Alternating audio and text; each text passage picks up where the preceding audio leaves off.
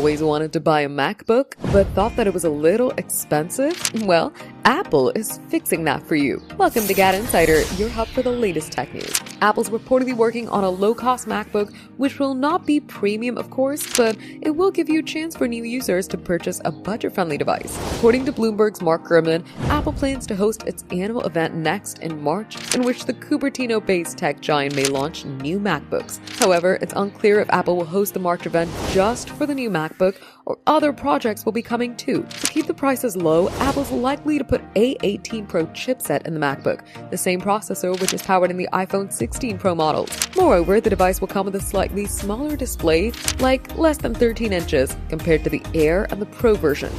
Gurman claims that Apple's ditching its formula of muted colors for the new device, and is set to have tested options such as light yellow, light green, blue, pink, classic silver, and dark gray. However, he says that it's unlikely that all these options will be available when the new MacBook launches. Apple may make tiny adjustments here and there. The new MacBook will not see any compromise in the build quality. The new budget-friendly MacBook is expected to feature an aluminum chassis, which was developed using a new manufacturing process to lower production costs. About RAM and juice earlier, some leaks claim that the MacBook will come with 8 GB RAM and a long battery life. It might limit some features when using an external display. Will you be buying this budget-friendly MacBook? Let us know in the comments. For more tech updates, subscribe to GadInsider, like and share the video, and don't forget to press the bell icon so you never miss any update.